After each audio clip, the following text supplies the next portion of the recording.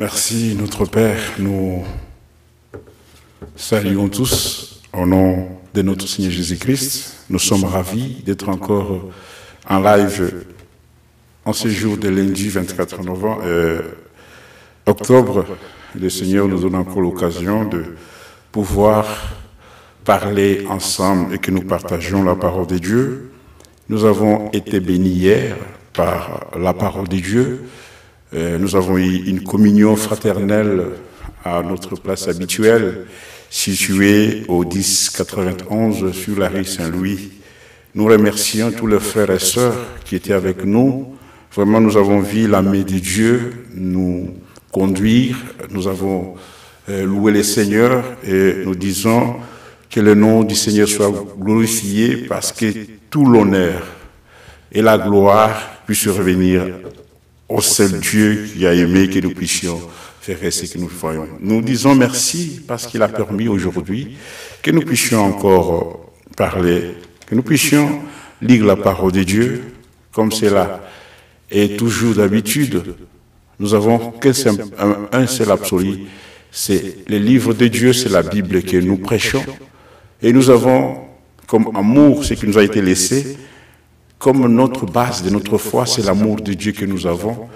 Parce que sans l'amour de Dieu, nous ne pouvons pas dire que nous sommes les bien-aimés de Dieu.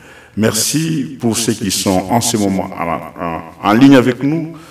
Et nous avons reçu une question concernant, parce que nous avons parlé du ministère prophétique. Est-ce qu'aujourd'hui, nous voyons, il y a beaucoup de prophètes dans ce temps. Lorsqu'il y a une question biblique, nous avons besoin de retrouver ou d'avoir la réponse de la Bible. Nous ne sommes pas la première génération à adorer le Seigneur. Nous devons voir comment Dieu a parlé à Israël, comment il a marché avec les enfants d'Israël, parce qu'ils sont Israël et le peuple de Dieu. C'est lui que Dieu a choisi et c'est à Israël qu'il a commencé à parler. Et il le parlait par le prophète. Il pouvait appeler Moïse pour qu'il aille parler aux enfants d'Israël pour un message d'exode, un message de délivrance. Il dit, va par toi, dis au peuple, dis à Pharaon, que moi l'Éternel, que Pharaon puisse laisser aller mon peuple. Ça, c'était le message qu'il avait donné. Ainsi, lorsque nous parlons des choses divines, nous avons besoin tellement d'écouter simplement la parole de Dieu. C'est par le prophète, comme nous l'avons lu, nous prenons l'écriture parce que la question est donnée selon ce que nous avons dit dans Amos chapitre 3. Amos chapitre 3, il est mentionné comme celle-ci.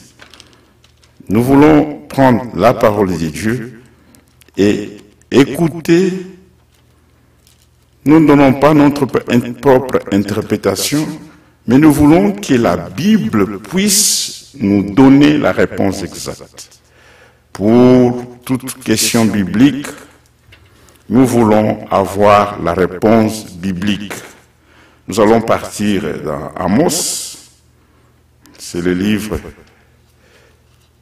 La question a été posée concernant ces livres. Je vais lire avec, dans la Bible, la tradition sophienne. Je prends la traduction du Semeur. C'est ce que je vais lire par là. C'est ce que je vais employer. Le Semeur dit ceci. Nous sommes à Amos. Je vais être là bientôt. Oui, Habakkuk, Nahum et Amos, c'est bientôt là. Bon, il dit ceci, nous prenons les chapitres 3. C'est sur ça qu'il a la réponse. Nous avons la question sur cela. Il dit ceci, c'est la Bible, et nous lisons ça au nom du Seigneur. Amos 3, verset 7, il est dit, « Ainsi le Seigneur l'Éternel n'accomplit rien sans avoir d'abord révélé ses plans. Dans d'autres traditions, il est dit, il ne fait rien sans avoir d'abord révélé les secrets. Mais ici, il dit, sans avoir d'abord révélé ses plans. Il faut que, lorsque nous lisons la Bible, nous devons la lire avec l'Esprit de Dieu d'abord. Que nous enlevons l'esprit des doutes ou des discussions. Parce que Satan a comme technique de nous faire douter ce que Dieu a dit. Si aujourd'hui nous nous trouvons dans l'état que nous sommes, où le monde, il y a la mort, il y a des problèmes, des jalousies, tout cela est le fruit de l'interprétation, de ne pas obéir à ce que Dieu a dit. Parce que dans Genèse, il est dit à Adam que les jours où vous allez en manger, vous allez mourir certainement. Ça, c'est ce qui est sorti dans la bouche de Dieu. C'était les paroles du commandement que Adam et Ève devraient obéir et saisir la pensée exacte de Dieu. Mais regardez, lorsque l'autre est venu, il a commencé par mettre d'abord des doutes dans le cœur, dans l'âme d'Ève. C'est par des doutes qu'Ève a commencé à s'éloigner de la volonté parfaite de Dieu. Parce qu'il était dit, les jours où vous allez manger, vous allez mourir. Mais l'autre vient et dit, non, vous n'allez pas mourir, vous deviendrez comme lui. Regardez, lorsqu'on présente la chose, on te dit, tu deviendras comme lui, tu deviendras Dieu, tu vas aussi créer. Parfois on présente la chose avec du poison de l'interprétation pour te faire croire que tu as aussi le pouvoir. Mais hélas, Ève a saisi, elle est tombée au piège de l'ennemi. Elle a commencé à douter de ce que Dieu a dit, de ce qui était donné comme commandement. Et la suite, la mort est venue. Ils ont été chassés dans le jardin d'Éden, eux qui étaient comme des gens qui avaient le pouvoir sur les animaux. Parce que c'est Adam qui a nommé. Comme Ève faisait aussi partie d'Adam, ils étaient en harmonie lorsqu'ils acceptaient, ils mettaient en obéissance, en obéissant à la parole de Dieu, c'est ce que je voulais dire. Et cela est de même avec nous, lorsque nous sommes obéissants à la parole de Dieu. Lorsque nous acceptons ce que Dieu a dit, nous serons toujours en unité avec notre Seigneur. Nous serons en communion. Mais lorsque nous allons désobéir, comment Satan vient vers nous? C'est lorsqu'il met des doutes que vous ne croyez pas ce qui est écrit dans la Bible. Ça devient déjà un danger. C'est pourquoi, ici, en parlant, nous répondons à la question, parce que nous avons parlé du ministère prophétique, nous avons effleuré cela, mais ceux qui nous ont suivis, je crois que tu es là ou tu vas encore écouter cela. Je n'ai pas une réponse à te donner qui vient de moi-même propre. L'émission que nous vous présentons s'intitule « Que la Bible parle ». Lorsque la Bible parle, nous voulons que chacun de nous puisse écouter la réponse de Dieu. Et la réponse de Dieu, c'est sa pensée qui est écrite maintenant dans un livre que nous appelons la Bible. La Sainte Bible. C'est dans cette Sainte Bible où il y a la sainte parole de Dieu, les saintes pensées de Dieu. Ainsi, Amos, lorsqu'il lui dit, il nous dit ceci. verset 7. D'abord, verset 3, il dit, des hommes marchent-ils ensemble sans s'être mis d'accord? Je crois, lorsque nous parlons du divin, de notre Dieu, nous devons nous mettre en accord que nous avons d'abord notre absolu, où la source de nos réponses doit être la Bible. C'est ça la source de mes réponses. C'est ça notre point de référence. Et si nous nous mettons d'abord en accord sur ces points, là, on peut s'attendre pour continuer encore. Voilà, prochainement dans les émissions, nous avons dit que cette émission aura plusieurs facettes. Plusieurs facettes. Et tout celui qui voudra passer dans l'émission, on doit d'abord se mettre d'accord sur le point, nous avons quoi comme fondement?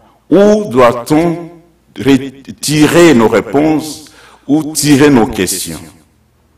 C'est ainsi que nous disons à chaque question biblique, oh, il nous faut une réponse provenant de la Bible. Parce que si la réponse vient de nous, nous n'avons pas une pensée divine, nous prêchons la vérité, mais nous nous attendons à celui qui est vérité. C'est Dieu lui-même.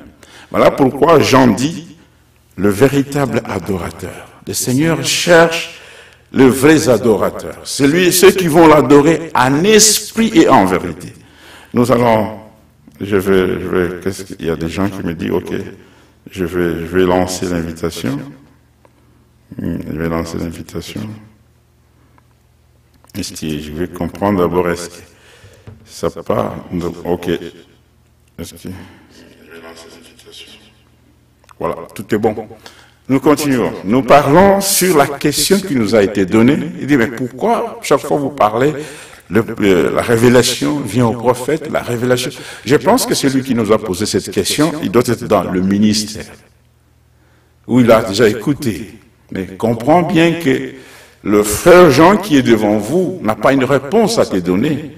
Mais nous t'invitons, toi et moi, de prendre ta Bible ou d'écrire lorsque tu seras à la maison.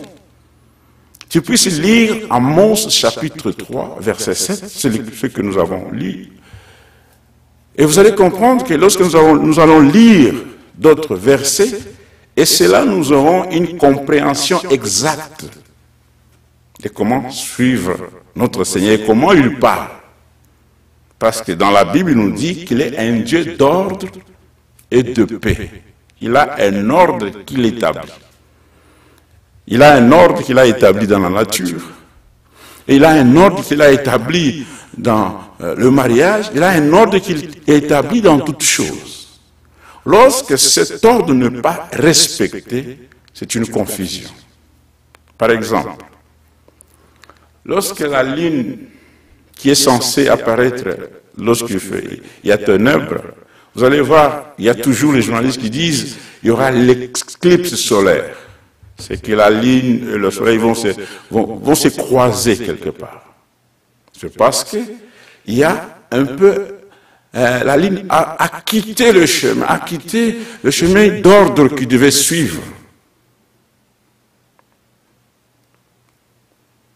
Ce que Dieu fait, il le fait avec un ordre bien établi. Il a donné un ordre bien établi. Quand est-ce que le soleil va se lever et le parcours que le soleil doit emprunter. Et tout ce qu'il fait, il le fait en suivant ses pensées à lui. C'est son plan, c'est le plan de Dieu qu'il établit. En étant d'accord avec la parole, ainsi lisons Amos chapitre 3, verset 7 maintenant. Il dit, ainsi le Seigneur l'Éternel n'accomplit rien sans avoir d'abord révélé ses plans. Lorsqu'il veut accomplir quelque chose, il a un peuple qui croit en lui et il va révéler d'abord ses paroles à ce peuple-là. il doit donner un secret. Est-ce qu'il viendra à l'église et parler à tout le monde? Non. Non. Comme dans toute famille, il y a un père qui parle. Comme dans toute famille, lorsque le père n'est pas là, c'est la mère qui prend les choses, qui dirige. Comme dans un pays, il y a un président, un premier ministre qui est censé représenter le pays. Et comme dans toutes les provinces, nous sommes dans un système fédéral, dans toutes les provinces, il y a des premiers ministres provinciaux et il y a des députés dans chaque province. Voilà, en ce sens-là, ils sont des représentants du peuple. Maintenant, Dieu, lorsque lui veut parler, il ne parle pas en cascade, dans un désordre. Il doit choisir une personne, comme il a fait avec Moïse, comme il a fait pour son temple avec David. Il choisit une personne et il lui donne ses paroles. Il choisit une personne. Parce que lorsque plusieurs personnes parlent, ou plusieurs personnes ont la même responsabilité, c'est un désordre. C'est comme ça, comme dans votre église, je peux le dire. Vous avez des pasteurs, vous avez des bergers, mais si on mettait 5 pasteurs, c'est que cette église aura un désordre. Parce que tout le monde voudra parler, tout le monde voudra diriger. Ainsi, le Seigneur, comme il est le Dieu de l'ordre et de paix, il a toujours choisi une personne, un homme parmi le peuple. Et cet homme devient son porte-parole. Il devient son porte-parole. Et lorsque cet homme vient, il vient déjà avec la parole du Seigneur. C'est pourquoi Amos lui dit, le Seigneur, l'Éternel, ne peut pas accomplir, ne fait rien sans avoir d'abord révélé, ouvrir, donner l'essence de son plan. Maintenant, la réponse vient à ses serviteurs, les prophètes. C'est que dans son choix à lui, l'Éternel, le ministère que lui a décidé de révéler sa parole, ce ministère s'appelle le ministère prophétique. Ces hommes s'appellent des prophètes. Ça, c'est la réponse que la Bible nous donne. Il n'est pas dit qu'il révèle ses secrets aux Lévites ou aux sacrificateurs. Non. Il révèle ses secrets à ses serviteurs, les prophètes. Voilà pourquoi, lorsque nous lisons la parole de Dieu, il y a eu un prophète comme Moïse, il y a eu Ésaïe, il parlait toujours avec le prophète. C'est comme ça qu'il faisait. Ce sont ces hommes que lui, quand je parle de lui, je dis de l'Éternel, le Seigneur. Et le peuple, lorsqu'il voulait aller consulter Dieu, il devait aller consulter d'abord un homme qu'on appelle le prophète, qui était le porte-parole de Dieu. Cet homme, dans l'Ancien Temps, on l'appelait voyant.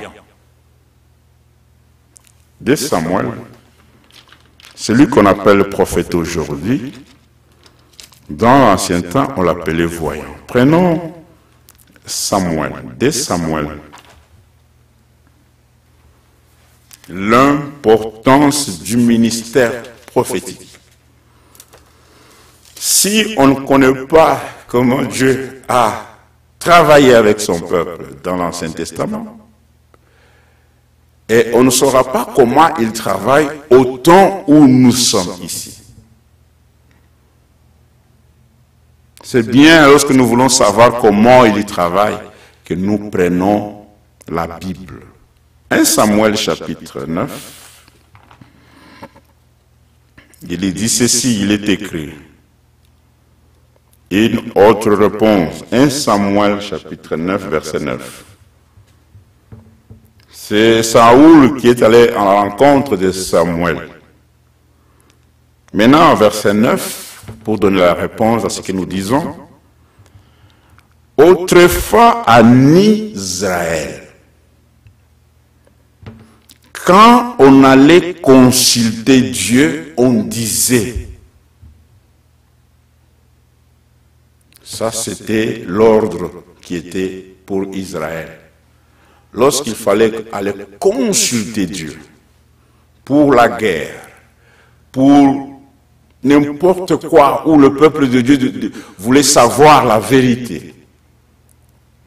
La Bible nous dit, quand on allait consulter Dieu, qu'est-ce que les enfants d'Israël disaient?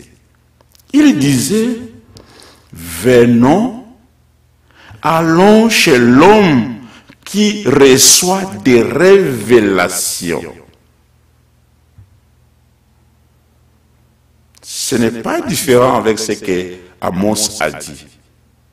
Les véritables envoyés de Dieu, ils ont un même langage, parce qu'ils doivent travailler en communion les uns les autres, parce qu'ils sont au service de Dieu. Lorsque nous trouvons qu'un serviteur contredit l'autre serviteur, là, nous comprenons simplement qu'il y a un esprit qui ne va pas. Le véritable serviteur de Dieu. Parce qu'on dit serviteur et de Dieu. C'est la finalité. Ils ne sont pas serviteurs à leur service, non. Tout serviteur dans les champs de Dieu doit comprendre qu'il est au service de Dieu pour un but quelconque. C'est pourquoi il dit, Israël partait et il se disait, avant de faire quelque chose, allons consultons l'homme qui reçoit, celui qui reçoit des révélations.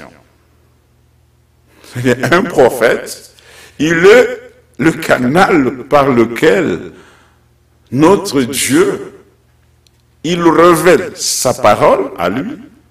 Et lorsque le prophète vient, il ne dit pas de ses paroles à lui. Il nous donne maintenant la révélation. Ces gens qu'on appelle prophètes, ils sont nés prophètes.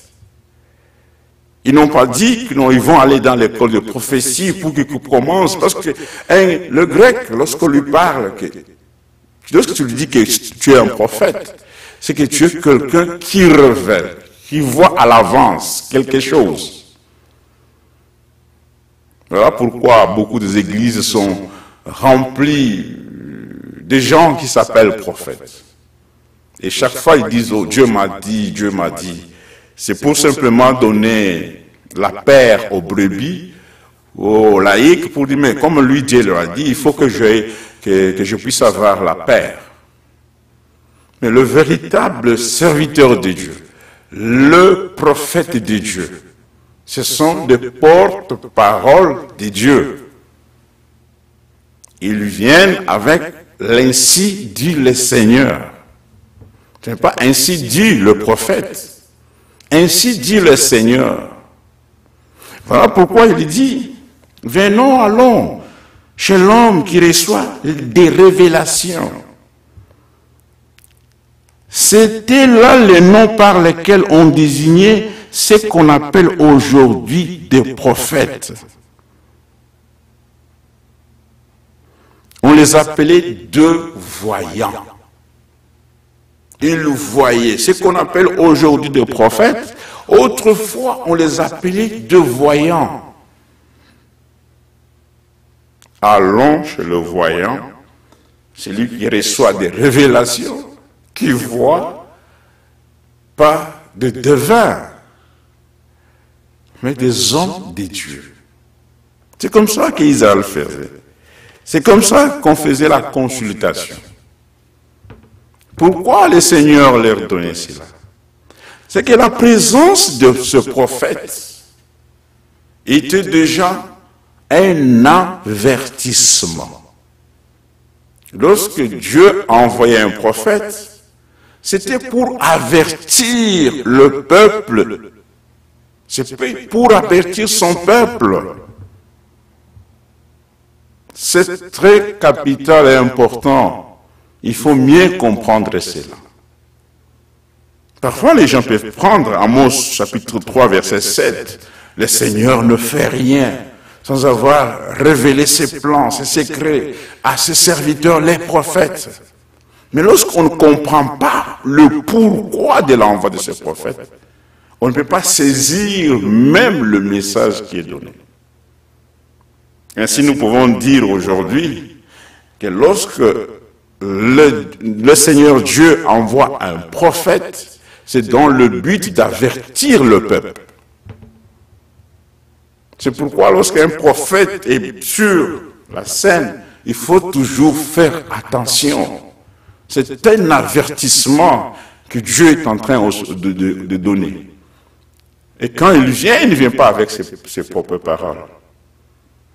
Il est voyant, il a la révélation de Dieu pour avertir le peuple de Dieu. C'est ainsi, regardez dans Chronique, nous prenons Chronique. Regardez le livre de Chronique. Chronique 2 Chroniques, chapitre 36, le verset 15. Regardez ce qu'il est écrit. Je peux lire aussi ici, c'est un pas. Je l'ai déjà là-bas. 2 Chroniques. Le prophète de Dieu vient avec un avertissement. 2 Chroniques, vous savez, la Bible, il y a des papiers qui se collent. C'est pourquoi, parfois vous l'attendez, parce que le micro est sensible. 2 Chroniques, chapitre 36. Que Dieu bénisse ceux qui sont encore avec nous. Nous lisons dans les livres des Chroniques, Chroniques chapitre 36, 2 Chroniques chapitre 36. Et même celui qui a reçu un prophète, il faut qu'il puisse savoir que ce prophète, lorsqu'il vient avec un message, c'est un message d'avertir. Mais si quelqu'un ne connaît pas le but de cœur pour lequel Dieu a envoyé son serviteur ou ses serviteurs, il va passer outre la mission et il n'écoutera pas la parole qui est annoncée par ses serviteurs. Jusque-là, nous disons, dans sa parole, dans son programme, Dieu choisit toujours un homme qu'on appelle le prophète pour lui donner la révélation de ses plans. Il lui donne à cet homme la révélation. Il dit, va dire comme ça au peuple de Dieu. Voilà pourquoi il a choisi Moïse. Il a choisi tous les prophètes que vous connaissez. Maintenant, regardez le but que ce prophète, quand il vient. Dans 2 Chroniques, chapitre 36, le verset 15, nous lisons ceci. Il est dit, verset 15, « L'Éternel, le Dieu de leur ancêtre, leur avait adressé très tôt et à maintes reprises des avertissements par l'intermédiaire de ces prophètes, de ces messagers. » Le messager, voilà pourquoi quand nous appelons que le messager du temps de la fin, c'est un envoyé. Un prophète est un messager. C'est pourquoi il ne vient pas avec son message. Si tu ne comprends pas bien le rôle et le but, l'objectif de l'envoi d'un prophète, d'abord depuis l'Ancien Testament, c'est mieux de comprendre d'abord comment Dieu agissait et comment il a envoyé ses prophètes. Alors, dans 2 Chroniques chapitre 36, voilà pourquoi nous revenons beaucoup sur ça. Le but qu'il leur a envoyé, c'est là, 2 Chroniques 36, verset 15, il dit, « L'Éternel, le Dieu de leur père, leur avait adressé très tôt, avant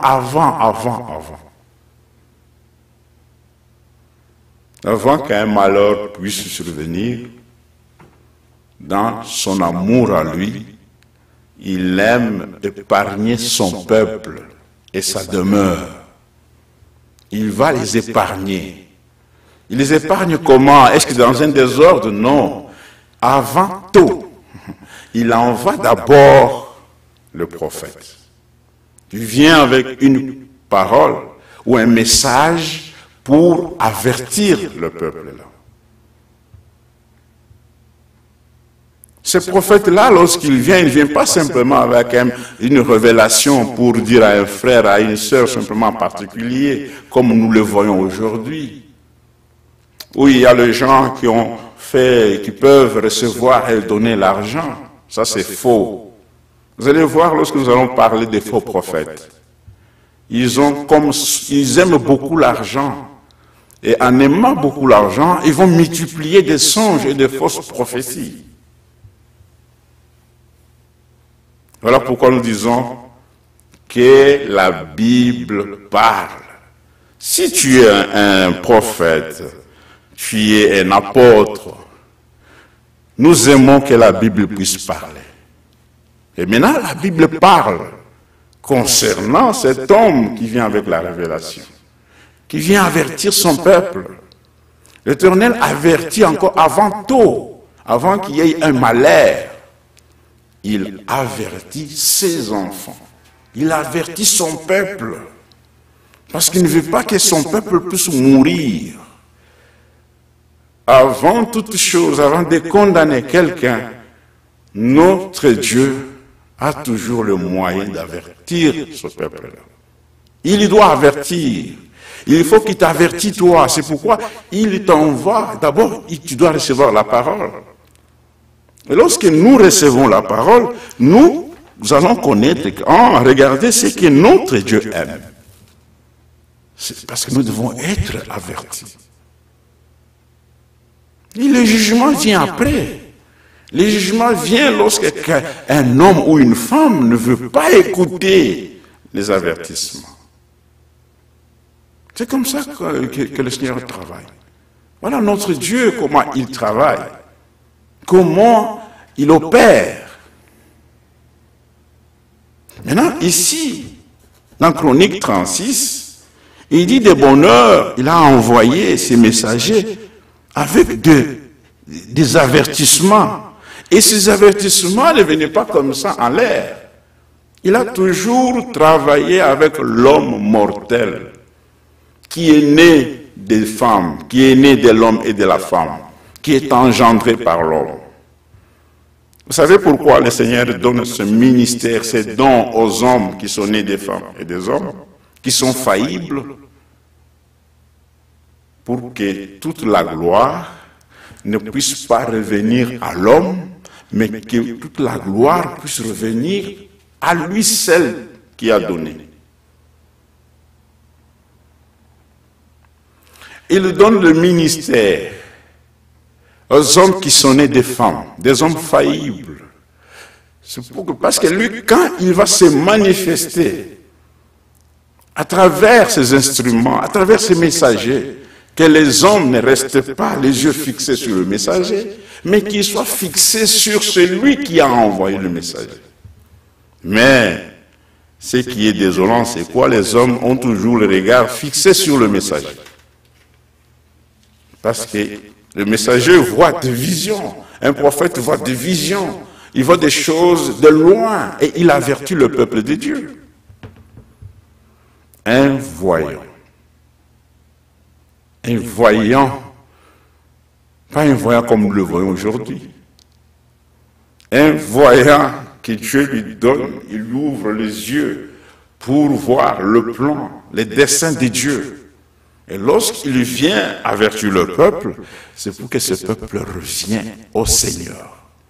C'est pourquoi nous continuons, il est dit, car il aura voulu épargner son peuple et le lieu de sa résidence, de sa demeure.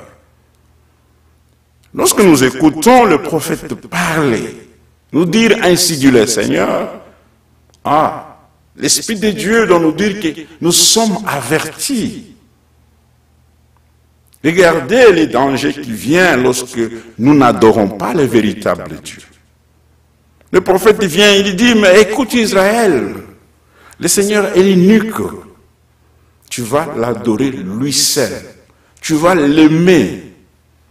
Maintenant ce peuple-là, lorsqu'il est parti très loin dans l'idolâtrie, lorsqu'il écoute la voix du Seigneur au travers ses messagers, ce peuple revient maintenant. Il commence maintenant à adorer le véritable Dieu. Ils n'adorent pas le messager, mais ils doivent adorer le véritable. Tous ces peuples doivent adorer le véritable Dieu. C'est ça le but. Oh là là, c'est un avertissement qu'il donne. Et celui qui n'écoute pas les avertissements de Dieu ne peut pas être épargné du danger.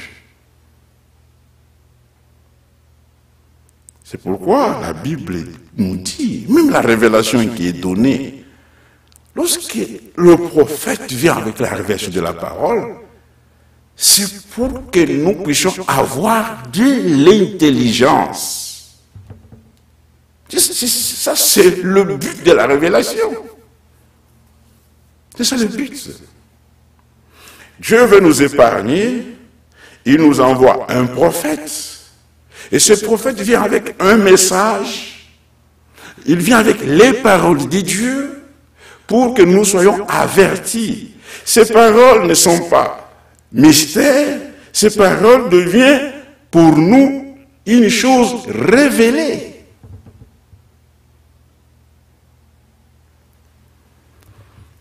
Juge. Lisons encore Jérémie 35, verset 15, Jérémie 35, le verset 15. Jérémie nous dit encore, regardez ce qu'il est écrit, lisons avec moi là où vous êtes. Il dit, je vous ai envoyé sans me lasser, sans se fatiguer. Voilà l'amour du Seigneur, l'amour de Dieu. Lorsqu'Israël voulait aller de côté, il ne s'est jamais fatigué d'envoyer ses serviteurs. Ainsi, un serviteur de Dieu ne se fatigue pas d'avertir le peuple de Dieu. Il a une vocation telle qu'il doit répéter toujours ce que l'Éternel a dit. Il ne se lasse pas. Ainsi il dit, je vous ai envoyé sans me lasser tous mes serviteurs, le prophète, pour vous dire. Vous voyez, Jérémie maintenant aussi, il vient encore nous donner encore plus de réponses. L'Éternel dit, je vous ai envoyé sans se lasser. Il a dit à Israël, il les a envoyés sans se lasser. Il dit toujours, les serviteurs, le prophète, pour vous dire, abandonnez votre conduite mauvaise. Faites le bien. cessez de courir après d'autres dieux pour leur rendre un culte. Et vous demeurerez dans le pays que je vous ai donné à vous, comme à vos ancêtres. Mais vous n'avez pas prêté attention et ne m'avez pas écouté. C'est-à-dire, c'est un prophète de Dieu lorsqu'il parle, lorsqu'il dit « Ainsi dit le Seigneur ». Il donne des avertissements. Il avertit le peuple, attention. Parce que lorsqu'il envoie, il voit déjà que le peuple commence à dévier. C'est lorsque Dieu envoie un prophète, c'est qu'il a vu que son peuple commence à dévier. Il dit non, comme il commence à dévier, je suis Dieu d'amour. Je dois leur avertir. Maintenant, qu'est-ce qu'il fait? Il envoie un prophète. Il envoie ses serviteurs. Il ne se lasse pas. Maintenant, lorsque ce prophète-là commence à parler, il dit attention, ne courez pas ce chemin-là où vous partez. La vraie adoration, ce n'est pas Marie. Le baptême, ce n'est pas au nom du Fils, du Père et du Saint-Esprit. La divinité de Dieu s'est accomplie en Jésus. Voilà l'avertissement. Il montre quel est le rôle, le travail d'un père dans une maison, quel est le devoir des enfants, quel est le rôle de la femme lorsqu'il est marié, quel est le comportement des jeunes dans leur âge, lorsqu'ils ne sont pas encore mariés. C'est pour que ce peuple ne soit pas rebelle. Ainsi, tout celui qui accepte la parole de Dieu, il doit savoir que Dieu est un Dieu d'ordre. Et lorsque le Seigneur nous parle par ses serviteurs, le prophète, qui ont la parole de Dieu, il veut que nous puissions être ramenés. Ils nous avertissent, il dit faites le bien. Cessez de courir vers les idoles. Demeurez dans ma parole. Comme il est dit, si vous demeurez dans ma parole, la vérité vous affranchira. Il dit, si vous demeurez dans ma parole, c'est dans Jean, vous serez réellement mes disciples. C'est alors que la vérité va vous rendre libre. Voilà les devoirs, les travail que ces hommes, qu'on appelle les prophètes de Dieu, lorsqu'ils apparaissent, ils sont sur la scène, ils avertissent les enfants de Dieu. Pour les autres, c'est simplement un travail inutile. Ça, c'est l'ordre divin. Nous devons le respecter. Nous trouvons parfois, malheureusement, certains hommes de Dieu qui ont des églises, qui disent qu'ils sont serviteurs de Dieu, mais qui ne veulent pas obéir à l'ordre divin de Dieu. Je ne sais pas comment, lorsqu'ils lisent Amos 3,7, ce que nous venons de lire, Chronique, comment ils prennent ça. Le grand problème, tous ceux qui sont envoyés par le Seigneur, par Dieu, ils doivent respecter la manière de travail, le faire de Dieu. Ils doivent respecter cela. Le non-respect de cela, c'est l'incrédulité simplement. Vous voyez, c'est pourquoi vous allez voir dans d'autres églises, les hommes se bombent la poitrine. Ils ont chaque jour des révélations. Ils ont chaque jour des révélations. Lorsqu'ils veulent prêcher, oh, j'étais dans ma chambre, Dieu m'a révélé. Oh, il y a un message que Dieu m'a donné. Et lorsqu'ils veulent chanter, oh, cette chanson, c'est une révélation de Dieu. Vous voyez, lorsque nous prenons toutes ces déclarations que ces pasteurs font dans les églises, nous ne pouvons pas les accepter comme cela. Si ces hommes sont réellement les hommes de Dieu, ils doivent retourner et respecter ce que Dieu dit. Comment tu dis d'une part que tu es un homme de Dieu, mais tu refuses à respecter ce qui est appelé la Bible de Dieu? Tu refuses.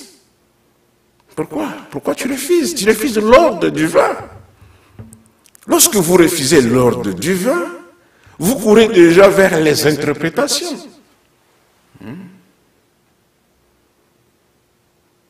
Voilà pourquoi, comme fils et filles de Dieu, les enfants de Dieu, les fils de Dieu, les élus de Dieu, ils doivent respecter la pensée de Dieu exacte, la volonté de Dieu. Il faut que nous respectons cela. Nous devons le dire. C'est comme ça que Dieu fait, c'est comme ça qu'il travaille.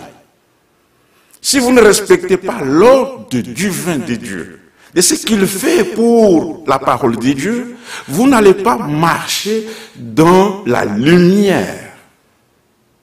Vous n'allez pas marcher dans la lumière. Vous n'aurez pas l'intelligence. Vous n'allez pas abandonner les mauvaises voies. Vous n'allez pas abandonner l'idolâtrie. Lorsque le prophète vient avec la révélation, c'est pour que le peuple de Dieu ait l'intelligence. C'est ça le but. Que le peuple qui vient de recevoir la révélation puisse marcher dans la lumière et avoir l'intelligence. Regardez, Psaume 119. Psaume 119, allons-y là-bas. Nous voulons parler moins et que la parole de Dieu puisse nous donner la réponse. Regardez d'abord Psaume 119. Ceux qui sont appelés enfants de Dieu, ils doivent se conformer à la parole de Dieu. C'est pourquoi Psaume 119, il dit ceci. Il dit, verset 14, verset 11, même verset 9, j'aime cela. Il dit, comment, quand on est jeune, avoir une vie pure? Comment, lorsqu'on est jeune, comment nous devons avoir la vie pure? Ça peut aussi, cette question, c'est une question qui est posée. Et toute question biblique a toujours eu la réponse de la Bible. Parfois, dans les églises, les gens se demandent, mais comment je peux faire? Comment je peux marcher dans la sainteté? Comment je dois faire ceci? Je suis encore très jeune. Il y a les passions de la jeunesse qui me dérangent. Comme enfant de Dieu, regarde ce que le Seigneur te donne aujourd'hui comme réponse. Cette question aussi, toi aussi, tu te poses. Tu dis, mais je suis encore jeune. Mais comment je dois me garder pur? Ça, nous sommes dans Psaume 119. Comment, quand on est jeune, comment avoir une vie pure? Mais il dit, maintenant la réponse est, c'est en se conformant à ta parole, à la parole de Dieu. Pour que nous ayons une vie de purification, de sanctification, nous devons d'abord nous conformer à la parole de Dieu. C'est pourquoi quand nous avons écouté le serviteur de Dieu, notre frère Gabriel de Kinshasa, lorsqu'il a porté la parole de Dieu en direct, j'aimais, le Saint-Esprit nous a parlé, il dit, lorsque vous semez quelque chose qui est charnel, ça ne produira jamais de spirituel. Jamais. Si vous semez ce qui est charnel, ça produira toujours le charnel. Mais c'est lorsqu'on sème la parole de Dieu que cela va produire les fruits de l'esprit. Nous sommes dans Galates chapitre 5. Comment nous devons marcher dans la pureté? C'est lorsque nous allons nous conformer à la parole de Dieu. Il est demandé que nous puissions nous conformer à la parole. Lorsque Jean, chapitre 17, verset 17, il dit, Jésus maintenant dit, sanctifiez-les par ta parole. Ainsi, nous comprenons que même dans la sanctification, c'est une affaire de Dieu. Ce n'est pas l'affaire humaine d'abord. L'homme, Dieu nous demande d'être obéissant et de croire à la parole de Dieu.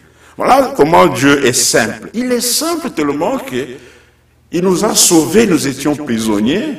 Vous savez, quand quelqu'un est prisonnier et sauvé, il n'a pas la force. Hein? Un prisonnier n'a pas la force. Va simplement un jour, si on libère un prisonnier, tu vas voir comment il est. S'il sort dehors, il voit la lumière, c'est comme il est perdu. Mais nous aussi, lorsque le Seigneur nous délivre de la volonté de la chair, parce que nous étions des prisonniers. Voilà pourquoi lorsque nous venons à lui prend maintenant dans cette œuvre le travail, comme nous l'avons dit, l'œuvre de la rédemption est complète. Maintenant, l'œuvre, nous, en tant que membres dans cette œuvre, il doit travailler à chacun de nous. Lorsque tu veux te sanctifier toi-même, tu vas te retrouver de l'autre côté faisant la volonté ancienne, le vieil homme. C'est celui qui appelle, c'est celui qui sait justifier, c'est celui qui sait pardonner, c'est celui qui purifie et c'est celui qui habite en nous. Il n'y a pas une partie où il dit, bon, moi je vais faire ici, lorsque nous arriverons à l'étape de la purification, toi aussi fais aussi ça. Il dit, lorsque quelqu'un croit, c'est conforme selon la parole de Dieu, il fait maintenant le travail, il achève, il doit achever, comme il a achevé l'œuvre de la rédemption. Il faut qu'il achève. Mais pourquoi nous disons que sans toi, nous ne pourrons rien faire? Nous devons apporter la parole de Dieu, non pas avec notre connaissance, mais nous devons nous laisser corriger par la parole de Dieu. Et je remercie d'abord le Seigneur pour ceux qui écoutent de prédications de 1980, de prédications où le Seigneur est en train de nous corriger. Parfois, il y a eu des guerres parmi les serviteurs de Dieu. Lorsque quelque chose, tu ne l'as jamais lu, ne dis jamais que c'est une fausseté. Ayons patience. Le temps viendra où nous allons aussi connaître cela. Mais lorsque on veut se faire quelque chose, on veut montrer à l'Église que c'est nous-mêmes qui détenons la vérité.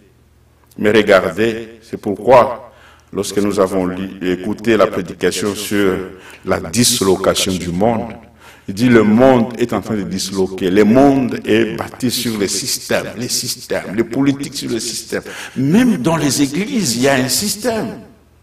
Et dans tout système, cela est toujours appuyé par des stratégies. Les gens, dans la parole de Dieu, nous ne voulons pas des stratégies. Comment je vais avoir le brebis de Dieu? Dans les dénominations, ils ont des stratégies. Comment avoir le brebis? C'est leur donner, le parler des langues, permettre aux femmes qu'ils apportent la parole. Ce sont des stratégies que l'ennemi a fait. Vous allez voir, lorsque les gens font des stratégies, des fausses prophéties, c'est pour appeler ceux qui sont faibles de venir et d'être accrochés aux assemblées. Des fausses prophéties, des faux miracles. C'est pour amener des gens à être... Ce sont des stratégies qui sont données. C'est un système. Ne soyons jamais dans un système. La parole de Dieu, lorsque nous avons reçu le message, c'est une correction. Le message de Dieu dans ces temps, ça doit nous corriger. Je n'écoute pas pour ma femme ni pour mes enfants. J'écoute d'abord pour moi-même. Je dis, Seigneur, est-ce que je suis comme tu veux?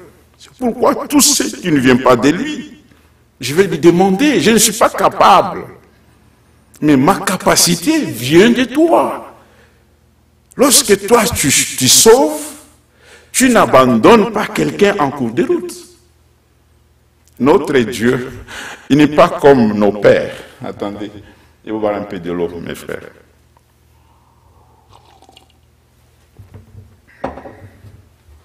les ministères prophétiques, les messagers de Dieu, l'ordre de Dieu,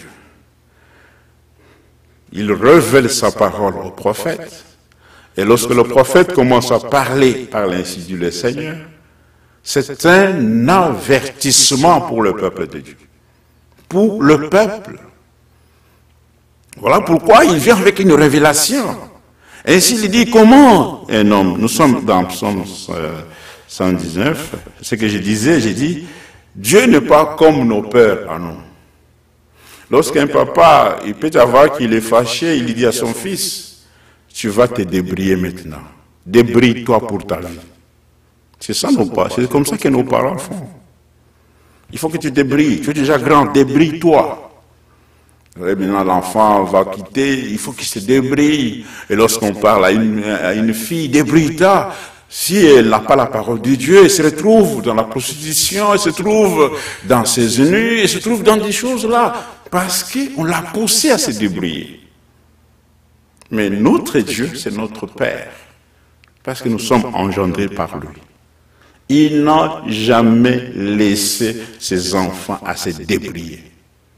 Notre Dieu ne nous laisse jamais que nous nous débrouillons. Non, un chrétien qui se débrouille, il n'a pas compris l'œuvre de Golgotha. Il n'a pas compris la rédemption. Il n'a pas compris le salut. Voilà pourquoi lorsque Paul parle aux Philippiens, j'aime cette écriture. Il dit, c'est lui qui a commencé en vous cette bonne œuvre. Il va parachever. C'est que dans tout le processus de notre marche, il ne va pas nous laisser. Nous pouvons dire amen à cela.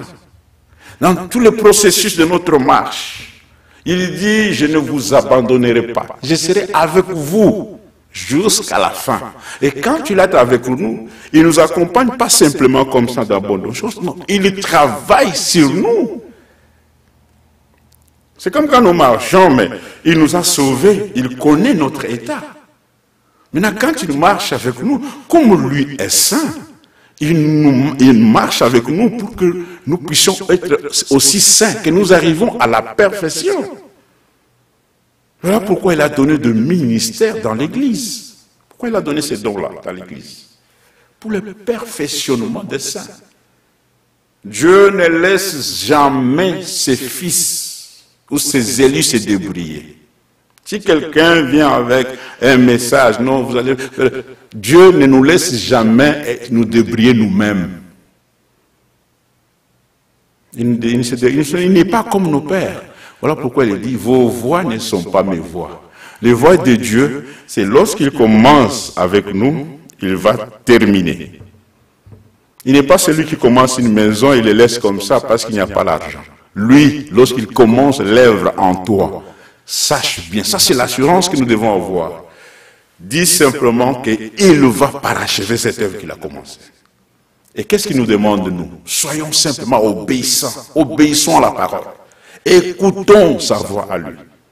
Celui qui n'écoute pas, comment tu peux être obéissant si tu n'écoutes pas? La purification, on a voulu un peu parler sur ça.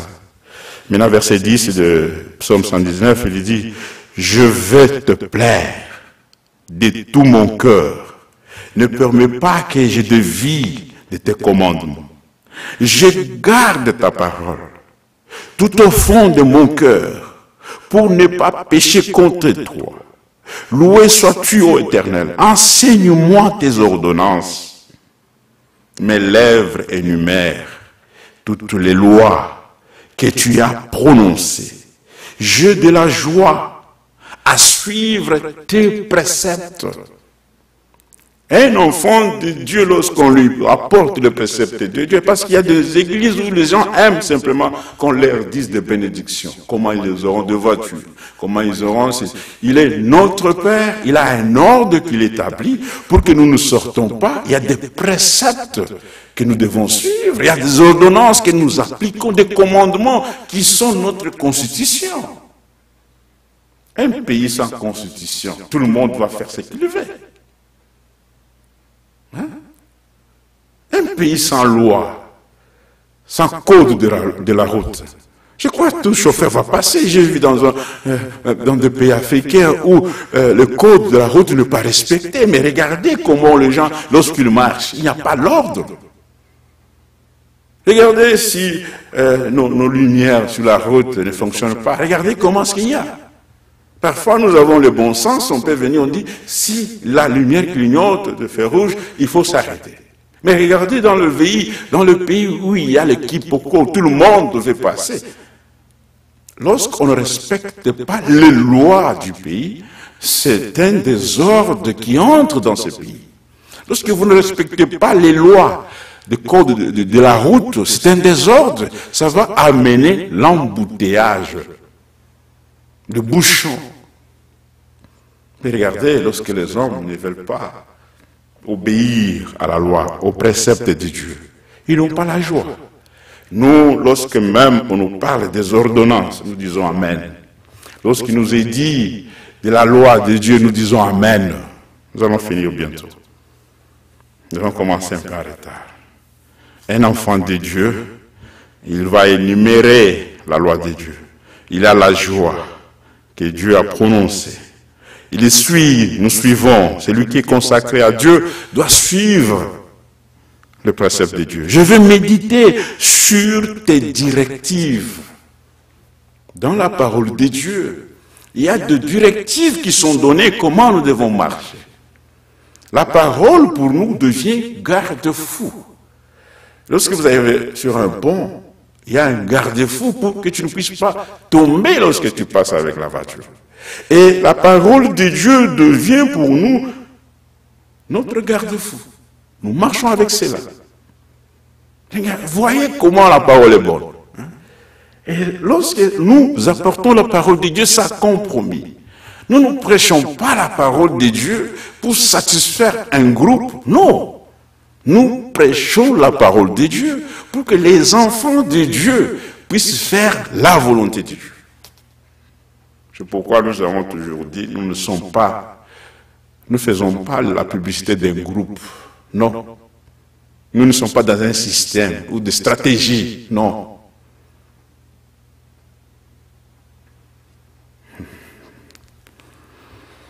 Maintenant, le verset 17, il dit, fais-moi du bien, fais du bien à ton serviteur, accorde-moi de vivre. Il dit, je conformerai à ta parole, je vais obéir à ta parole. Maintenant, au verset 41, car que ton amour éternel s'étende jusqu'à moi, et ton salut selon ce que tu as promis. Et si vous arrivez vous allez voir verset 80, il dit que mon cœur soit intègre pour suivre tes préceptes, afin que je ne sois pas dans la honte. Je languisse après ton salut. Je fais confiance à ta parole. Lorsque quelqu'un écoute la parole de Dieu, il doit faire confiance à la parole de Dieu. Le grand problème, c'est quoi? Lorsque vous n'écoutez pas les serviteurs qui sont envoyés, vous ne ferez jamais confiance à la parole de Dieu. Dieu il prend un homme et il lui donne sa parole. Cet homme mortel pour que la gloire puisse revenir à Dieu seul. C'est sa manière, c'est l'ordre comment il travaille. Et lorsque lorsque le Seigneur lui donne la révélation, c'est pour que ce qui est écrit au 130 puisse s'accomplir. Regardez ce qu'il est dit dans le verset 130. Nous sommes toujours dans le psaume. Il est dit, laissez-moi, nous tendons vers la fin. Nous allons continuer même ça demain, sur ça. Regardez le verset 130, il est dit, quand on découvre tes paroles, c'est la lumière. Les gens sans expérience, ils trouvent le discernement. Dans d'autres versions, il est dit, la révélation de ta parole est claire. C'est une lumière. Et lorsqu'on ouvre la bouche, et lorsque nous soupirons, tant je désire, celui qui a la révélation de Dieu, il va désirer toujours à écouter la parole de Dieu. Il n'aura pas question de désirer d'écouter les hommes. Parce qu'il y a des hommes, il peut commencer la prédication 15 minutes, après 15 minutes, il entre dans ces choses. Moi, vous voyez le message, on entre dans ces choses comme cela. Non. Nous voulons parole sur parole. Voilà un problème. Un frère m'a dit, mais pourquoi toi tu aimes toujours Bible, Bible? J'ai dit, mais nous sommes au temps du retour dans la parole biblique. C'est ça même l'objectif de ce message. Que nous ne recevions pas des enseignements qui ne viennent pas de la parole de Dieu. Tolérance zéro pour la Bible. Tolérance zéro. Sur toute question du baptême, du jugement, du pardon, de la repentance, nous devons les apporter, ces enseignements, selon la parole de Dieu. C'est ça notre fondement. Si vous prêchez quelque chose, et qu'un frère écoute et dit non frère, ça ce n'est pas comme cela. Parce que lorsqu'on laisse une semence s'introduire dans les âmes des enfants de Dieu, ça devient déjà, ça va germer. Et tout ce qui n'est pas la parole ne peut pas avoir place dans le brebis, dans les âmes des enfants de Dieu. Ça ne peut pas avoir la place. Ça ne peut pas avoir la place. Nous pouvons être des amis, mais lorsqu'on vous dit quelque chose et que vous n'acceptez pas, on dit, est-ce que des hommes peuvent-ils marcher ensemble s'ils ne sont pas d'accord? Il y a des gens qui prêchent parce qu'on les a envoyés. Parce qu'il y a des gens qui prêchent sous des gens, Parce que, mon frère, nous sommes avec tel. Les choses là, ce sont des choses anciennes. C'est les systèmes. Sortons dans les systèmes. La parole de Dieu révolutionne les âmes. La parole de Dieu n'aime pas que nous portons, nous puissions accepter ce qui ne vient pas de lui. Lorsqu'on a la révélation, lorsqu'on découvre les paroles, on marche dans la lumière. On dit, même les gens qui n'ont pas l'expérience, ils vont trouver un discernement.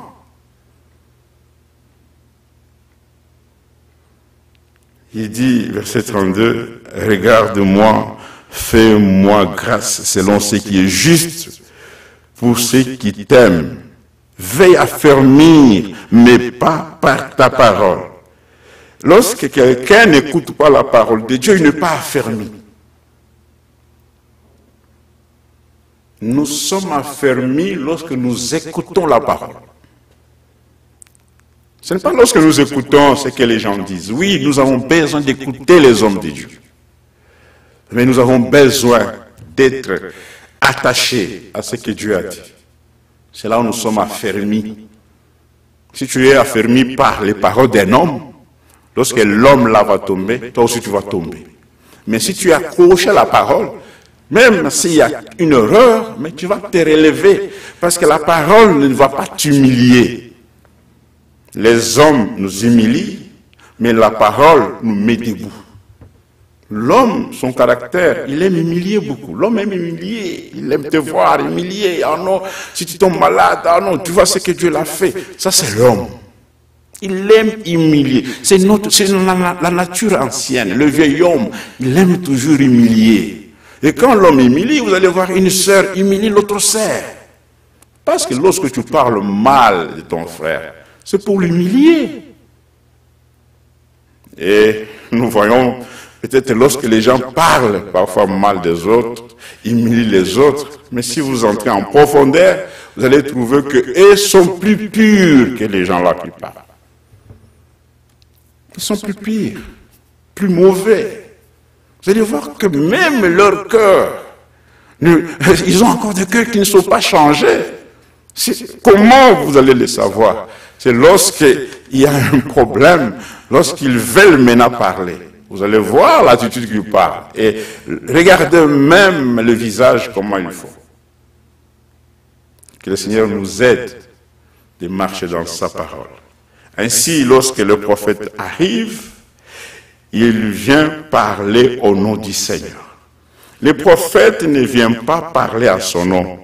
Juge dit ceci. Nous prenons maintenant l'autre. Je prends le livre des Juges, chapitre 1. Juge. Écoutez ce que Juge dit. Après la mort de Josué, les enfants d'Israël consultèrent l'Éternel en disant, qui de nous montera le premier contre les Cananéens pour les attaquer? L'Éternel répondit, Juda montera. Nous devons consulter la parole de Dieu. Nous devons consulter notre Seigneur. Parce qu'il y a des gens, lorsqu'ils veulent consulter, ils entrent dans la prière. Non, Seigneur, Seigneur. La prière a une place. Mais pour ce qui concerne la parole de Dieu, pour des réponses à la parole, nous avons déjà la parole de Dieu.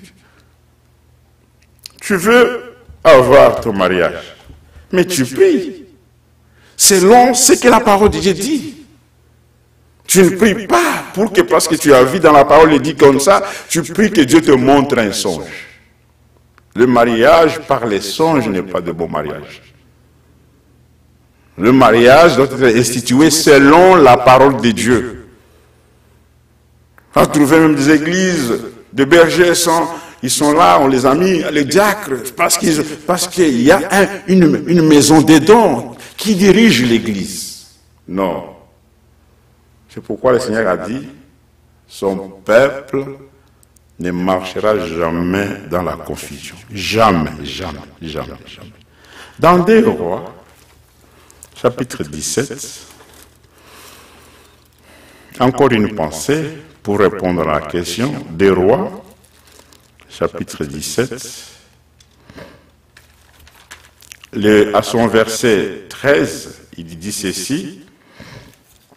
Nous allons sauter aussi verset 23. L'Éternel fit avertir Israël et Juda par tous ses prophètes. Lorsqu'un prophète est sur la scène, il vient avec le parole d'avertissement. Pas pour tout le monde, pour simplement le peuple de Dieu. C'est qu'il a lui-même choisi. C'est-à-dire, il avertit ce peuple-là. Pour que ce peuple puisse quitter les mauvaises voies. Parce que lorsque vous devenez idolâtre, l'Esprit de l'Éternel s'irrite contre vous. Lorsque vous commencez à prendre d'autres chemins, l'Esprit de Dieu s'irrite. C'est pourquoi il ne lasse jamais à envoyer de prophètes pour nous avertir. Un prophète ou les prophètes de Dieu sont 2 messagers. Ils viennent avec un message. Verset 23 de 2 Rois chapitre 17, verset 23, il est dit, jusqu'à ce que l'Éternel eût chassé Israël loin de sa face, comme il l'avait annoncé par tous ses serviteurs, le prophète. Il avertit, et lorsque vous n'écoutez pas ce qu'il dit, et après viendra un temps où ils vont entrer en action. Parce que vous avez déjà écouté la parole de Dieu. Voilà pourquoi dans la grande commission, il est dit, allez partout prêcher la bonne nouvelle. C'est lui qui croira, sera sauvé, sera baptisé. Mais c'est lui qui ne croira pas. Avant tout, il y a la parole pour apporter au peuple l'avertissement. Chaque jour, lorsque nous sommes réunis, samedi, dimanche, nous avons une parole qui nous avertit de quitter, de revenir dans le bon chemin. Dans le bon chemin. Celui qui n'écoute pas la parole de Dieu, il ne sera jamais, il ne connaîtra jamais les avertissements du Seigneur. Respectons l'ordre divin. Si Dieu est votre Père, mais respectez l'ordre. Oh là là. Il envoie, c'est pourquoi il est dit, dans Jérémie 35, là nous étions, Jérémie 44, lisons Jérémie 44. Jérémie 44, verset 4.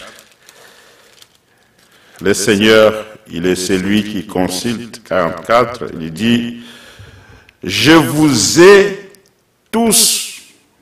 ai envoyé tous mes serviteurs, les prophètes, je les ai envoyés dès le matin, pour vous dire, ne faites pas les abominations que j'ai haies. Il a envoyé vers le matin des prophètes. Il a envoyé à Israël des prophètes. Mais même au soir, à ces temps du soir, il envoie, la Bible dit, je vous ai envoyé dès le matin des prophètes. Même à midi, il a envoyé des prophètes. Même au soir, il envoie des prophètes. Et ils vont encore envoyer des prophètes à Israël pour les avertir encore. Mais maintenant, il nous a envoyé nous. Dans chaque âge, il a un homme qu'il choisit et qu'il envoie. Il ne parle pas avec la multitude. Ça, c'est un désordre. Comme nous l'avons dit tout au commencement, quel est le pays qui est dirigé par 20 présidents? C'est un désordre. Quelle est la maison qui est dirigée par 40 maris? C'est un désordre. Comme il y a un chef dans chaque maison, selon ce que Éphésiens dit, comme il y a un chef dans l'église, et le chef de l'église, c'est le Seigneur Jésus-Christ. C'est Dieu lui-même qui est le chef de son église. Ainsi, pour la parole prophétique, Dieu parle avec un prophète. Il lui donne la révélation. Il vient avec le plan. Parce qu'il y a beaucoup de gens qui sont dans les églises indépendantes qui ne connaissent même pas le plan de Dieu.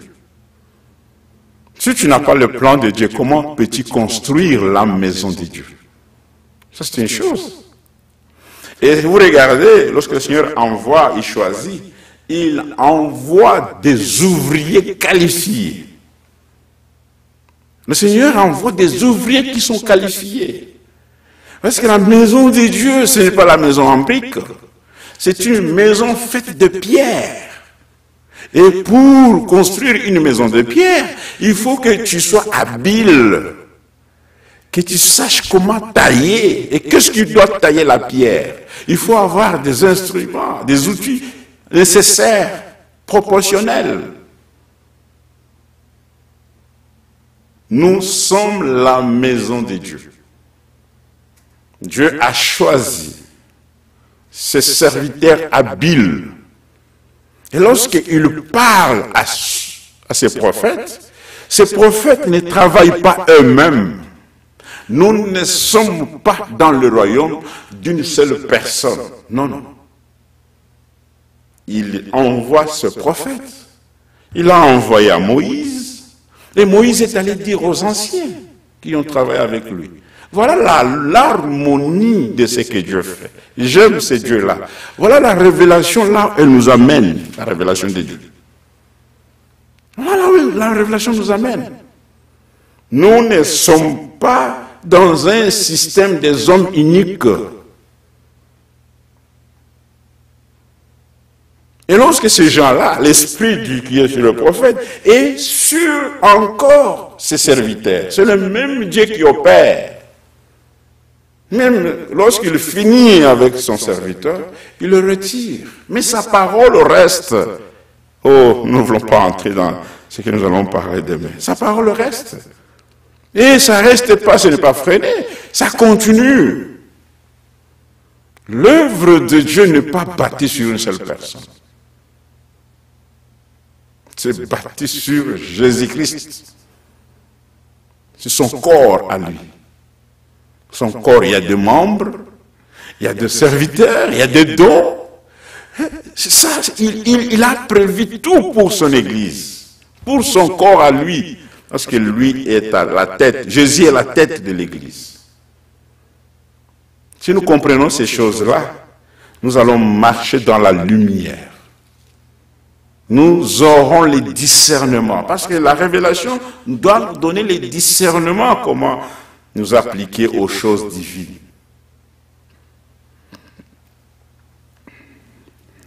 Le psaume dans Jérémie 44.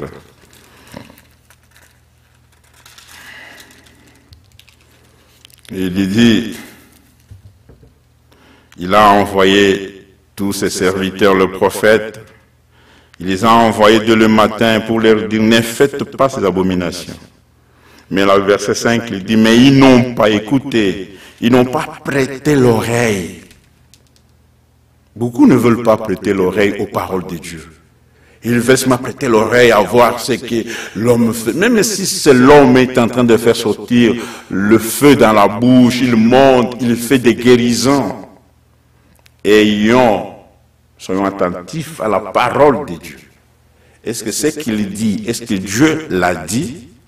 Est-ce que ça me ramène à faire la volonté de Dieu? C'est pourquoi il est dit, soyez dans le silence, l'Éternel parle. Et nous disons Amen lorsque nous écoutons ce que Dieu a dit.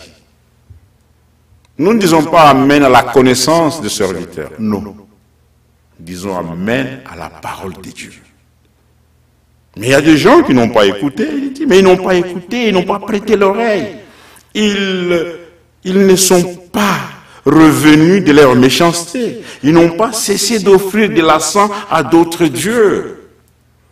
Quand l'Éternel parle, que ces prophètes avertissent, voilà pourquoi nous devons faire l'exode de sortir. Sortez du milieu de mon peuple. Est-ce qu'on va s'éparpiller pour se débrouiller? Lui va nous accueillir. Nous sortons de la confusion, nous entrons en Christ, nous entrons en lui. Pour être dans la sécurité, pour avoir une sécurité éternelle avec lui, pour avoir la vie éternelle.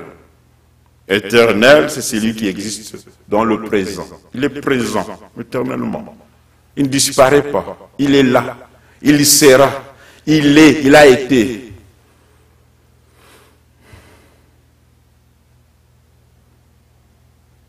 C'est pourquoi, lorsqu'il lui parle, il veut que nous puissions revenir à lui. C'est pourquoi, Exode chapitre 4, dans Exode, c'est toujours la réponse que nous donnons. Exode chapitre 4, il dit ceci, verset 15, Exode, chapitre 4, verset 15, il nous est dit ceci,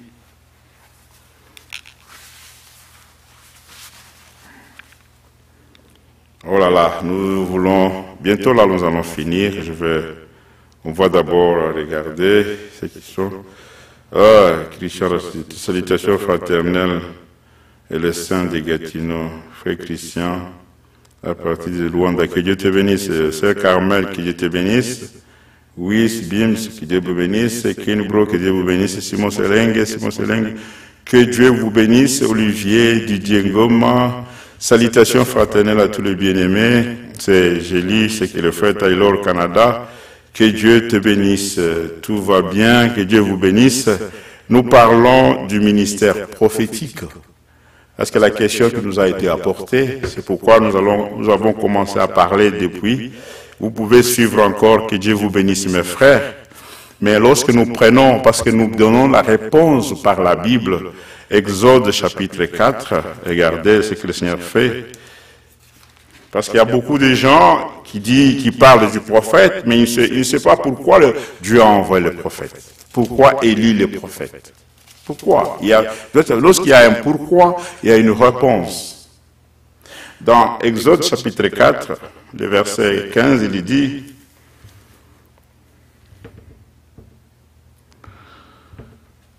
regardez, il dit, alors la colère de l'Éternel s'enflamma contre Moïse, il dit, n'y a-t-il pas ton frère, le Lévite?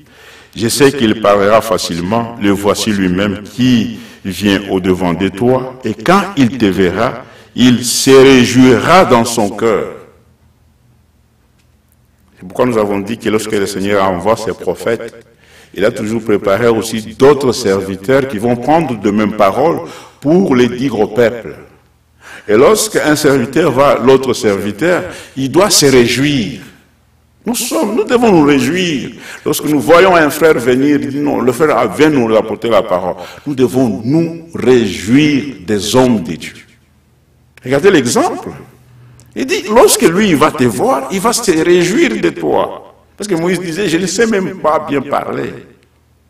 Le Seigneur lui dit, mais lorsqu'il te verra, lorsque nous voyons des serviteurs de Dieu, qui ont à cœur l'œuvre de Dieu, qui sont consacrés pour l'œuvre de Dieu, nous devons nous réjouir parce qu'il nous amène la plus précieuse parole de ses promesses.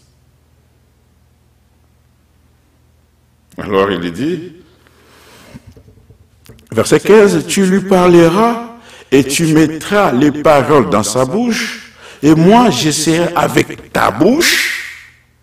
Voyez, il utilise des hommes. Il prend Moïse et dit, je veux être avec ta bouche. C'est que lui sera ton traducteur. Mais je serai avec vous, je vais travailler avec vous. Pour que les choses humaines ne puissent pas y entrer. Ouais, ça nous donne vraiment dire que mais, lorsque le Seigneur envoie son serviteur, il ne veut pas que ce serviteur aille lui-même, il va risquer de parler de lui-même. Il lui dit, attention, je serai avec vous. Mais je serai aussi avec, je vais prendre ta bouche. Il utilise les bouches humaines pour parler. Ah, si tu n'écoutes pas ces bouches humaines, tu passes à côté de l'œuvre de Dieu. L'œuvre de Dieu, le Seigneur veut parler à l'homme mortel par son frère qu'il a choisi. C'est pourquoi il dit, tu mettras les paroles dans sa bouche, et moi je serai avec ta bouche et avec sa bouche. Il sera avec la bouche d'Aaron et avec la bouche de Moïse, pour qu'il y ait même parole, même esprit, qu'il n'y ait pas de contradiction, l'harmonie dans le service divin. De telles images nous montrent comment nous devons marcher dans le Seigneur, comment nous devons marcher dans l'œuvre. Il dit, je serai avec lui, je serai avec toi. Mais je vais utiliser toi, je vais prendre mes paroles, je vais mettre dans ta bouche, quand tu vas parler, il sera aussi avec l'autre. Je serai avec toi comme j'étais avec Moïse. Si nous lisons ces choses, nous voyons comment Dieu fait l'harmonie dans l'œuvre du Seigneur. Le Seigneur fait nous grâces de comprendre que lorsque nous lisons des types de ce que tu as fait dans l'Ancien Testament, cela est un exemple pour nous en ces temps. Que nous ne soyons jamais orgueilleux dans l'œuvre du Seigneur. Lorsque je vais voir mon frère, comme la Bible le dit dans Exode, il dit, lorsqu'Aaron te verra, il sera dans la joie. Et lorsque toi tu vas voir les serviteurs de Dieu, que l'Église soit dans la joie. Parce que nous voulons recevoir ce que le Seigneur a prévu pour nous. Comme dans Actes chapitre 11, chez Corneille. Ils ont dit, mais nous sommes maintenant devant le Seigneur, parle-nous. Lorsque le Seigneur parle, il y a l'harmonie. Ceux qui sont allés au loin retournent. Ceux qui sont faibles, ils fortifient. Ceux qui ont des problèmes, ils donnent une solution. Ceux qui ne sont pas sauvés, il les sauve. Ceux qui ne sont pas nés de nouveau, lui les engendre par sa parole. Voilà comment il le fait. Tout est simple dans l'Église du Seigneur. Tout est simple dans son œuvre. Alors il dit, et je vous enseignerai ce que vous aurez à faire. Il choisit ces hommes et il les enseigne ce qu'ils doivent faire. C'est-à-dire, quand tu es enseigné par celui qui t'a appelé, c'est que tu deviens son serviteur. C'est comme quand vous partez travailler quelque part. Vous entrez dans une formation. C'est pour que vous soyez au service de l'entreprise. Mais si toi, tu arrives après la formation, tu commences à faire toi-même ce que tu veux faire. Mais on va te dire, dans cette entreprise, nous avons des règles bien établies. Tu as passé par la formation, regarde ce qu'il faut respecter. La déontologie, le respect. Voilà pourquoi lorsque le Seigneur, dans son ordre, il appelle ses serviteurs, il dit, je vais vous enseigner ce que vous allez faire. Voilà pourquoi nous disons, frère, Seigneur, fais-nous comprendre ce que nous devons faire. Non pas ce que nous voulons, mais ce que toi tu veux que nous puissions faire. Ce que toi tu veux que nous puissions parler à ton Église. Il dit, verset 16, il parlera pour toi au peuple et il te servira de bouche et tu te tiendras pour lui la place de Dieu. Quand toi tu vas parler, lui sera là comme interprète, traducteur, parce que Moïse bégayait. Chaque ministère dans l'Église a un but. C'est lui qui fait la fonction du diacre a un but. Même c'est lui qui fait la technique dans les studios. Il a un but pour l'Église. On ne peut pas se diviser pour aller voir le micro. Il y a chaque personne dans l'œuvre de Dieu. Comme du temps de Néhémie. C'est lui qui était chargé pour mettre les fenêtres, était simplement pour les fenêtres. C'est lui qui était chargé pour les portes, était pour les portes. C'est lui qui était chargé pour seulement la peinture. Lui, c'est la peinture. Quand le temps de la peinture viendra, on lui appelle, il commence à mettre la peinture. Voilà comment l'harmonie était. Mais aujourd'hui, tous veulent prendre la même chose là. Ils veulent toujours, si je peins, tout le monde doit être peint. Il n'y a pas d'harmonie dans l'œuvre du Seigneur. Maintenant, regardez dans Exode, il dit encore, 18, il dit quand le prophète viendra, il mettra ses paroles dans sa bouche. C'est qu'un prophète, lorsqu'il est au milieu du peuple, il ne viendra pas avec ses propres paroles. Il vient avec le parole du Seigneur. Ainsi, pour gagner du temps, disons Ésaïe 51, verset 16. Bientôt nous finissons. Nous avons voulu que nous puissions parler. C'est vraiment important pour nous. Ésaïe 51.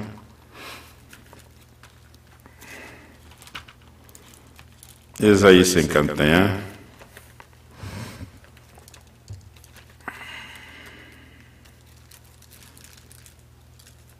Ésaïe 51, je suis là. Ésaïe 51, il dit ceci. Et puis nous allons lire Jérémie chapitre 1. Après, nous finissons sur cette question. Nous allons finir sur cette question. Ésaïe 51, à son verset 16, il est dit ceci. Ésaïe 51. Verset 16.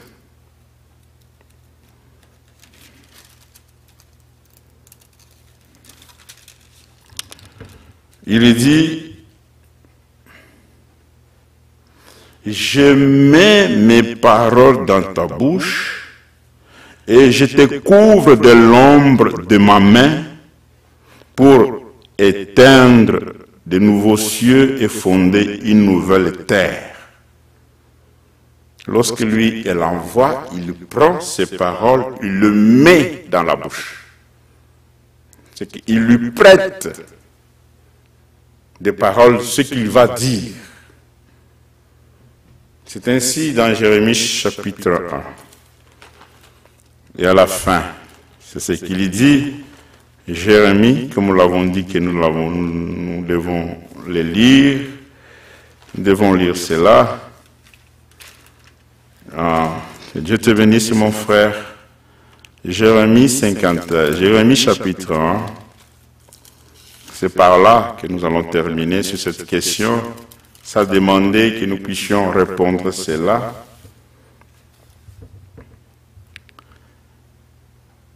Il dit, verset 9, il dit, verset 8, « Ne les crains point, car je suis avec toi pour te délivrer de l'Éternel. » Puis l'Éternel étendit sa main et toucha ma bouche. Et l'Éternel me dit, « Voici, je mets mes paroles dans ta bouche. » Que Dieu soit glorifié pour ces quelques paroles que nous avons lues.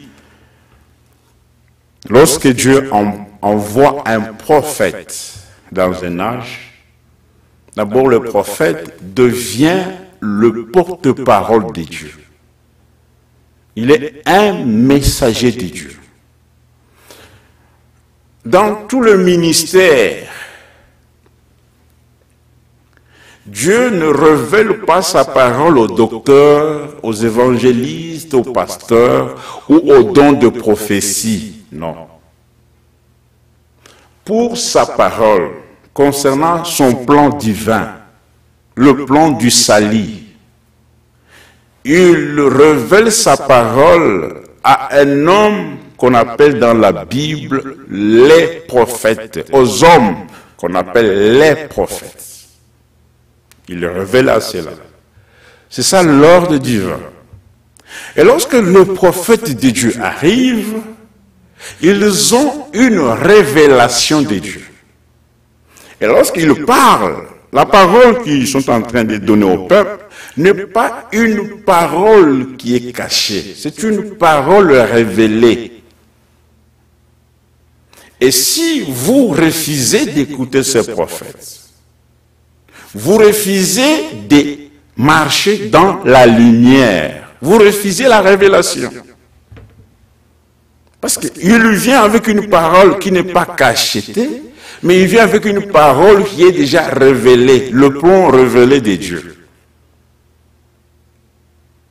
Et ces paroles que ce prophète prononce, c'est pour avertir ceux qui sont peuple de Dieu, afin de retourner et de faire le bien, de marcher avec le Seigneur. Il avertisse. Il est en train d'avertir plus par la parole. Il prend un homme, un messager, le porte-parole qu'on appelle le prophète. Il vient avec la parole promise. Parce que lui-même, le prophète, il est né prophète. Il voit de visions. Pas de ces prophètes que nous voyons dans les églises indépendantes.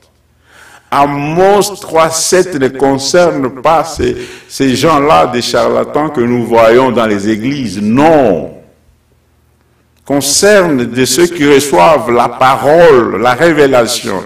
Comme nous l'avons dit, le plan, son plan, quand il donne ça, il lui révèle ses desseins. Il lui révèle sa volonté. Dans un âge, il lui révèle sa pensée. Maintenant, quand ce peuple reçoit cet homme qui vient avec la parole, il commence aussi à recevoir la lumière de la parole de Dieu. Parce que cet homme est le porte-parole de Dieu. Il est la bouche de Dieu. Parce que le Seigneur a dit, je mets mes paroles sur ta bouche. Il l'utilise. Que Dieu puisse encore ajouter la bénédiction à sa parole. Si cela est sa volonté, nous serons encore demain en ligne et nous demanderons vraiment à tous les frères qui nous ont écrit, merci beaucoup, que Dieu puisse vous bénir richement. Vous avez été nombreux. Joël et Ambi, mes sincères félicitations à toute l'Assemblée. Joël et Ambi, coach depuis Kinshasa. Frère Joël, salutations. Ma sœur Charlotte Mario, Deuja Benso Amia Irma, abençoa tuo filho, a família, cumprimenta o irmão Piro. Ça, c'est nous-mêmes qui connaissons. C'est une des sœurs qui, vraiment, lorsque nous étions ensemble, je connais comment ils soutiennent l'œuvre de Dieu. Je connais comment ils prennent part à l'évangile de Dieu. Que le Seigneur vous bénisse. Le ministère prophétique dans ces temps est important. Si vous refusez d'écouter le ministère prophétique, vous n'aurez jamais la lumière. Vous n'aurez jamais la révélation de Dieu. Mais lorsque vous recevez la lumière de Dieu, ce n'est pas dire que vous allez commencer à adorer ces prophètes. Non, non, non, non. Il est un serviteur. N'adorez jamais les serviteurs de Dieu.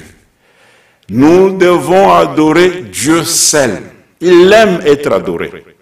D'abord, il dit, il est un Dieu jaloux. À la première venue de Christ, il y a eu un prophète. Chez Israël, il a envoyé un prophète. C'est pourquoi il dit, j'ai envoyé mes serviteurs, les prophètes, dès le matin.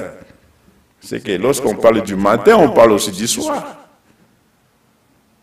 Et vous qui ne connaissez pas ces choses, les gens sont allés plus loin, ils sont déroutés parce qu'ils sont allés étudier le Seigneur. Ils sont allés étudier Dieu dans la théologie. La théologie devient une embûche. Ça devient du poison dans les églises. Parce que tous ces gens qui quittent des écoles théologiques, ils viennent avec des pensées humaines. Et vous allez voir dans les églises aujourd'hui, de prédicateurs qui s'habillent aussi comme des prêtres catholiques. Nous comprenons simplement qu'ils rentrent chez leur mère. Que Dieu soit loué pour ces quelques paroles. Et si vous voulez encore refaire, nous allons attendre vos nouvelles. Écrivez-nous dans l'email ou envoyez-nous un message. Ça sera un plaisir pour nous de pouvoir encore partager la parole de Dieu. Que la parole, que la Bible parle. C'est une émission qui est mise en onde par votre frère, le frère Jean, et qui a comme objectif principal l'évangélisation en utilisant la toile, la technologie, comme nous l'avons écouté. La science nous permet aujourd'hui de vous atteindre là où vous êtes, à 11 000 km, à 10 000 km. Mais voilà, par ce moyen, il y a ceux qui prennent la technologie pour faire des bêtises, mais nous prenons cela afin que la parole de Dieu, l'évangile du temps du soir, l'évangile du royaume, soit apporté à toutes les nations comme un témoignage. Alors viendra la fin. La fin ne viendra pas avec la guerre.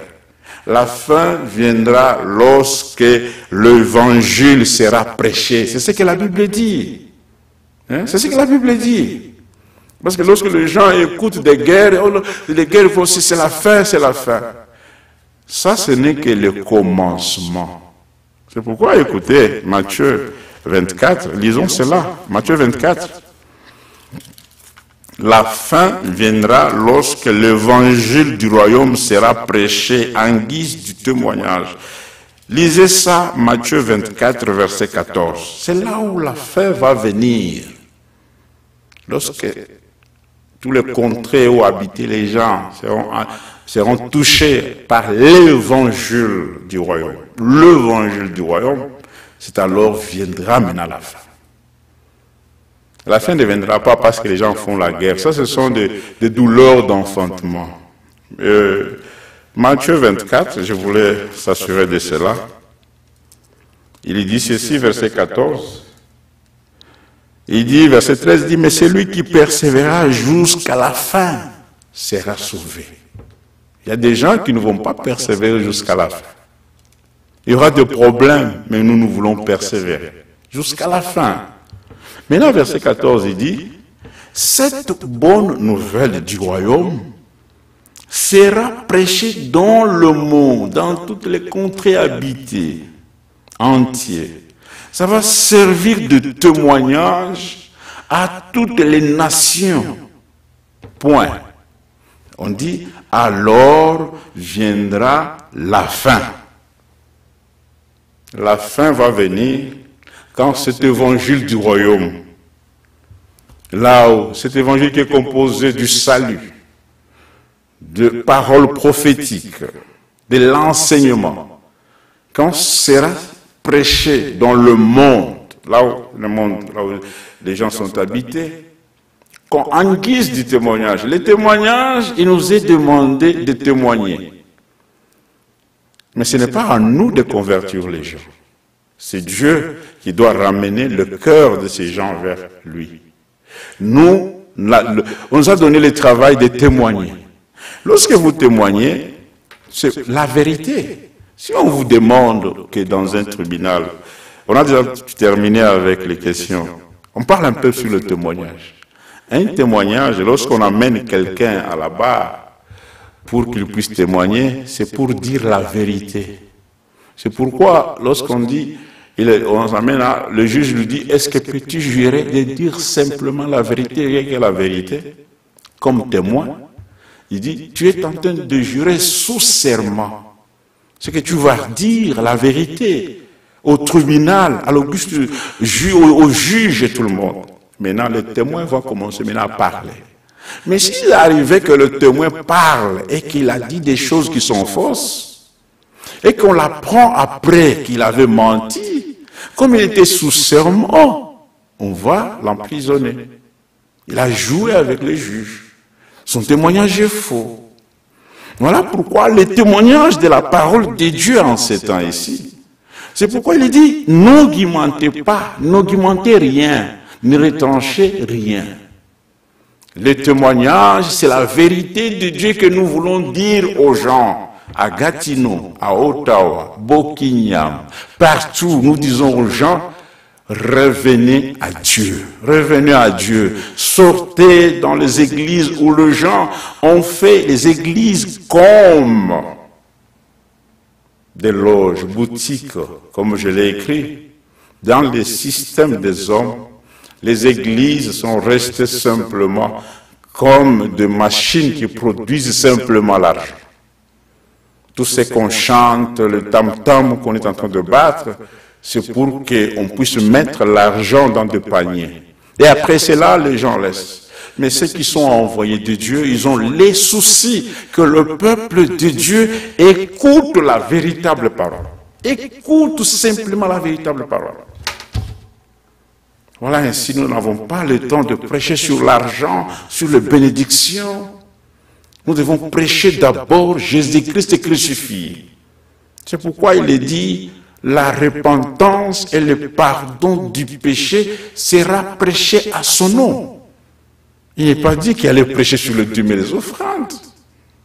Il peut y avoir que quelqu'un prêche pour un peu arriver à mettre les enfants de Dieu, mais que ça ne soit pas toute une prédication de chaque dimanche, comme nous le voyons. Vers le soir, la lumière apparaîtra, la révélation est déjà là. Revenez à notre Dieu. Croyez à la parole biblique. Sortez dans le mensonge des gens. Sortez, sortez, sortez. Il a dit, sortez du milieu d'eux. Imaginez-vous, quelqu'un qui dit qu'il est prophète, mais qui vous dit, avant de le voir, à chaque minute, il y a un prix qui est donné. Si tu une prophétie ici, on donne une enveloppe, si on donne l'enveloppe de $1000, c'est-à-dire la prophétie sera longue. Ça, c'est du mensonge. C'est le non-sens. Si quelqu'un donne $50, et vous l'écoutez, vous le suivez aussi, là où vous êtes. Regardez sur Internet, tous ces gens-là, dans toutes ces églises, se plaignent du monde. On commence par $100. Ils sont dans un pays où les gens mangent les francs, mais ils demandent les dollars.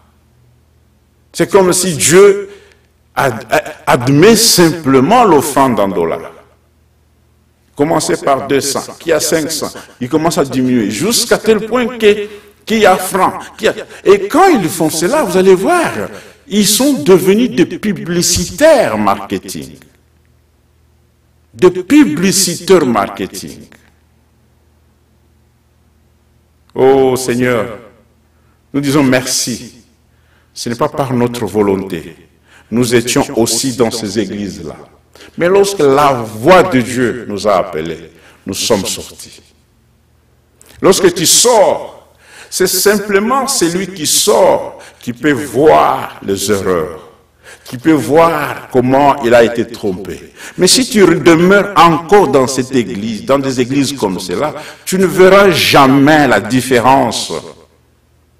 C'est lorsque tu sors du ténèbre que tu peux voir que l'importance de la lumière, c'est quoi? D'abord, pour bien connaître la lumière, sors du ténèbre, viens à la lumière. Tu verras si on te montre le ténèbre, comme tu ne vas pas y retourner. C'est pourquoi nous ne pouvons pas retourner encore dans les ténèbres. Nous sommes déjà dans la lumière, nous voyons là-bas. C'est flou. C'est flou. Que Dieu vous bénisse vraiment, que Dieu nous assiste. Le temps est venu de dire au peuple de Dieu, revenons à notre Dieu. Que Dieu vous bénisse et shalom. Nous allons prier. Seigneur Dieu, nous te remercions pour la grâce et la bonté de ces quelques paroles que nous avons lues. Nous avons, Seigneur, parlé comme des hommes, mais c'est toi qui peux donner la révélation. C'est toi qui peux expliquer cela d'une manière correcte par ton esprit. Saisis le cœur de tous ceux qui sont éloignés, qui ont été trompés, Seigneur.